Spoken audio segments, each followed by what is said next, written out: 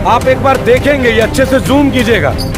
ये gold medals first sports educator, 24 gold medals. आज इनका एक हक है, हक। फेडरेशन से 2 दिन से धमकियाँ आ रही है। मैंने इनको सुबह कहा, मैंने कहा मैं किसी, वो आई नहीं। ये भी रो पड़ी, कहती मम्मी हम खत्म हो जाते हैं। मैं कहा नहीं, वो कहते हैं आपका कैरियर तबाह कर देंगे, आप यहाँ से तामझाम उठाओ, हमारी बेइज्जती। आज पार्ले जी और ये बिस्किट्स और ये नमकीन ये बेचने को विवश। तो बहुत लोग हैं जिन्होंने अपनी आवाज़ आज तक नहीं उठाई, और क्या पता क्या उनकी मजबूरियाँ जो नहीं उठा हुआ। मेरी बेटी स्पोर्ट्स एजुकेटर है, वो they don't know about sports educator. लोगों को पता ही नहीं स्पोर्ट्स एजुकेटर पहली हिंदुस्तान की लड़की। जी सरकारी नौकरी में थे जी। उनके जाने के बाद उनके इलाज पे बहुत खर्चा हुआ, फिर वो नहीं रहे। राजनीतिक दौर खत्म हो जाएगा ना जी इन चीजों से। जी। तो ऐसी नौबत ही ये गोल्ड मेडल्स हैं, 24 नेशनल गोल्ड मेडल्स। मेरी प्यारी, मेरी छोटी बहन दिलराज कौर। हर आदमी के मन में एक आक्रोश है, और ये आक्रोश अब बढ़ता जाएगा। ये हक महेंद्र सिंह धोनी को मिलेगा, क्या ये हक सुभाष एलाई जी को मिलेगा, ये हक फोगाट बहनों को मिलेगा।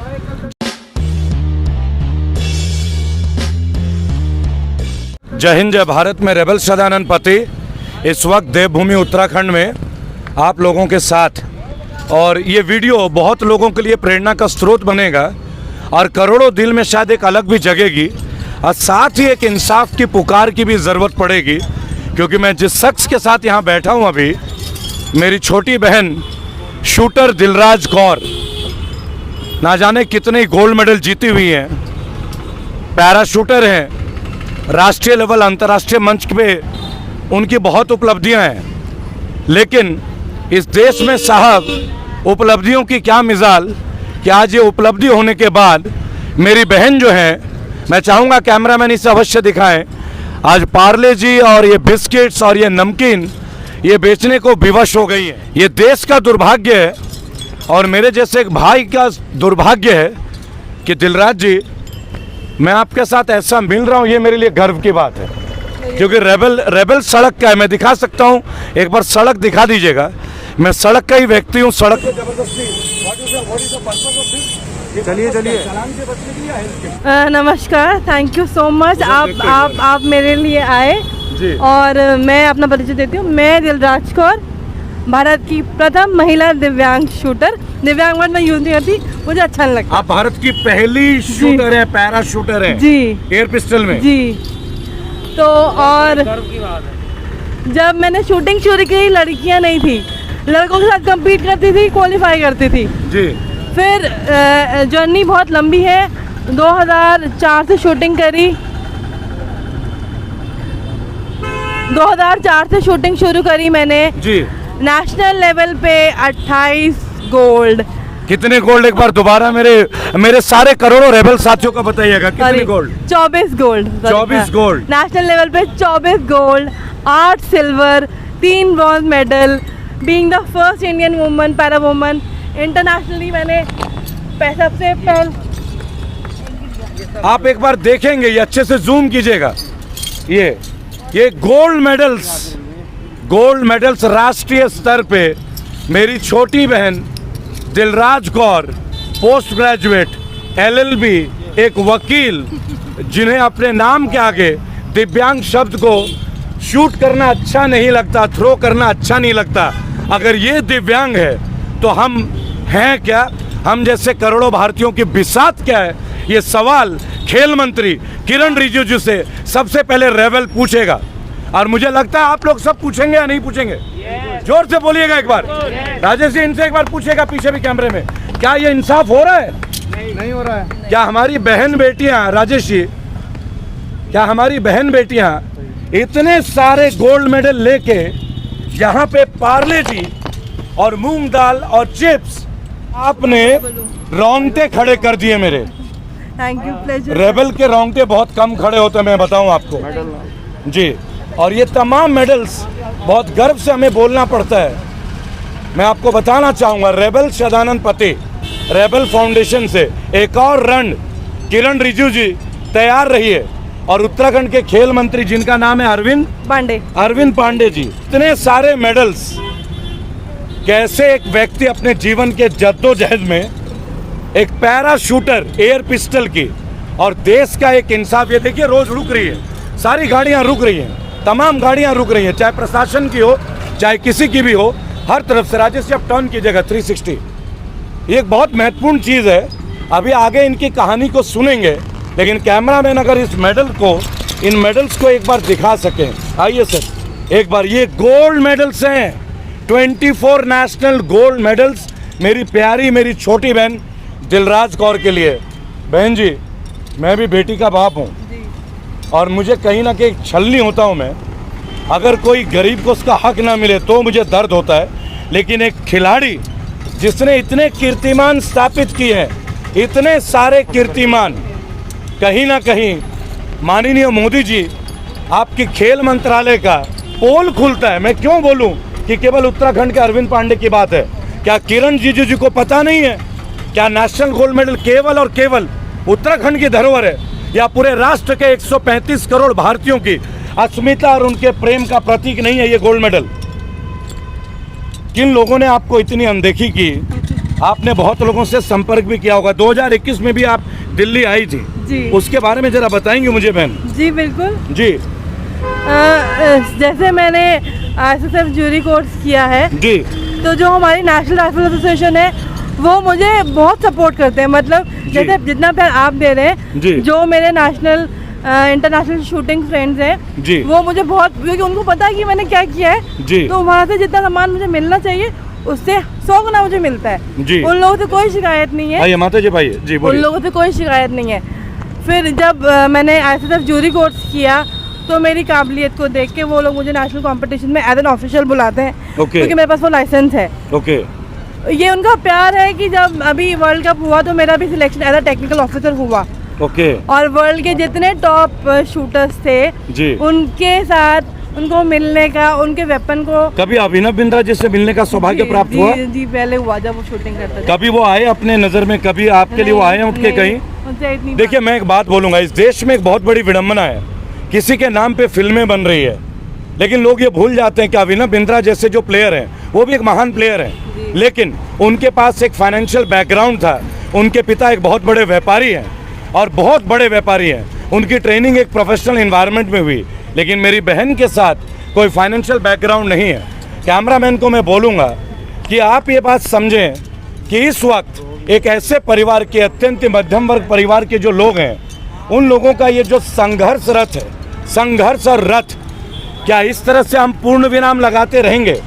देश के 24 गोल्ड मेडल जिनको उठाते हुए मेरा कलाई में भी आज एक जोर पड़ रहा है, मेरे बदन में रोंगटे खड़े हो रहे हैं इन्हें देख के। आप रोइए मत, मेरी बात सुनिए, आपका भाई जिंदा है अभी, और 18 करोड़ रेबल सर झुका के नतमस्तक हो के बहन जी आपके साथ है। मेरी आदत है, अगर मैंने किसी मुहिम को उठाया तो जब तक उसमें किला फतेह नहीं किया मैं रुकता नहीं हूँ। ये तमाम लोग जानते हैं, ये तमाम लोग जानते हैं, लेकिन बात केवल एक है, इस वक्त रेबल की बात नहीं है, इस वक्त एक बागी की बात है, जिन्होंने स्पोर्ट्समैन स्पिरिट का पूरा रूप दिखाया, जो आज तक बागी बने नहीं। लेकिन मैं आज आपसे एक बात कहता हूँ, दर बदर जो हम लोग आज हो रहे हैं ना, वो इसीलिए हो रहे हैं बहन जी क्योंकि हम बगावत कर नहीं रहे, और अब वक्त है इन मेडल्स को बगावत करने की। एक बात बताइए, आज एक 24 गोल्ड मेडल जीतने वाला कैंडिडेट वो इस तरह से भूखा रहेगा कि उसे पार्ले जी के बिस्किट बेचने होंगे? धिक्कार है और लानत है केंद्र की उस सरकार पे, राज्य की उस सरकार पे, और धिक्कार है तमाम उन लोगों का जो इनके साथ इस विस्मय भरी परिस्थिति में खड़े नहीं होते हैं।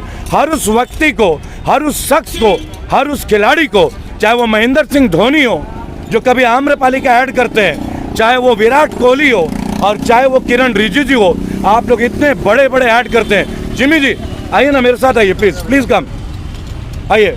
स्वागत करूंगा मेरे मंच पे उत्तराखंड के एक बहुत ही होनहार फिल्म डायरेक्टर, मेरे अजीज दोस्त, मेरे अनुज, मेरे प्रिय भाई।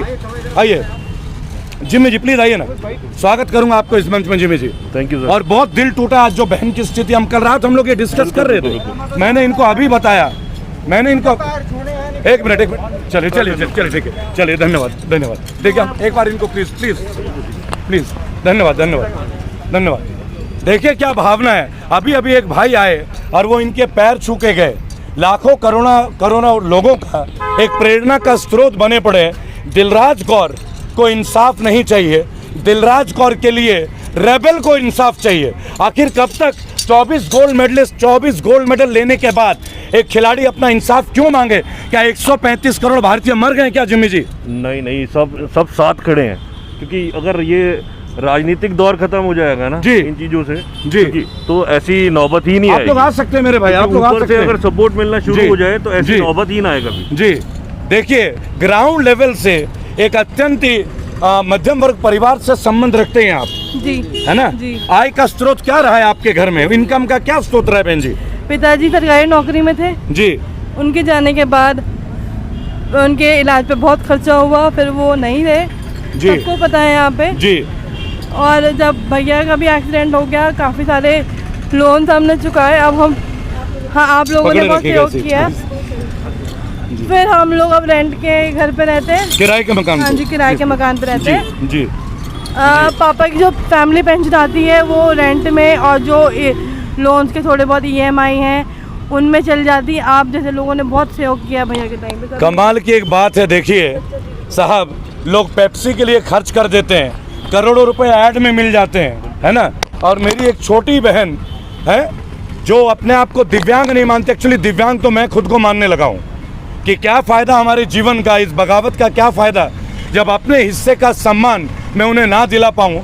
तो मैं केवल एक प्रण लेता हूँ और 7 दिन के अंदर आपको इसका रिजल्ट मिलेगा। ये रेबल फाउंडेशन आपसे वादा करता है बहन जी, ये मेरा वादा है आपसे। हमने आज तक जो बोला वो करके दिखाया। अगले 7 दिनों में उत्तराखंड की सरकार और केंद्र का खेल मंत्रालय अगर इनके रोंगटे ना खड़े कर दे और इनके दरवाजे ना हिला दिए तो मेरा नाम रेबल नहीं। सवाल मेरी छोटी बहन का हक का है, सवाल उस माँ का है जो इस उम्र में भी आके उनके लिए इतना। माता जी एक बार इधर आ जाएंगे प्लीज़, एक बार यहाँ आ जाइए, आइए प्लीज़। ये वीडियो थोड़ा, माँ देखिए, माँ का एक बहुत बड़ा रोल है हमारे जीवन में। मेरी सुपर हीरो है ये। देखिए, ये आपको- नहीं, मेरी सुपर हीरो है। रोइए मत, देखिए आप, आपने मेरे को बोला आप मैं आपको बेटे की तरह आप लगता हूँ। बेटे हैं तभी मेरे को थोड़ा है, मेरे सभी खड़े हैं। आपने आवाज़ उठाई इतनी दबंग तरीके से।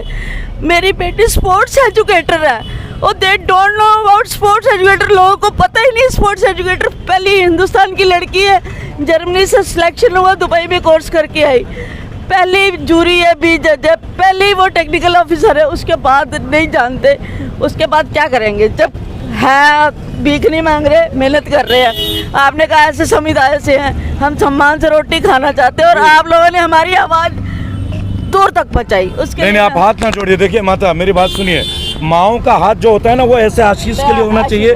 माओं का हाथ ऐसे होगा तो फिर बेटों का तो जीवन पाप से भर जाएगा जी। फिर हम जैसे बेटों का होना ना होना सब बराबर है। मैं आपको बताऊं, एक बड़ी छोटी सी बात है, मेहनत से खाएंगे। इंडिया की फर्स्ट स्पोर्ट्स एजुकेटर है, first sports educator, 24 gold medals.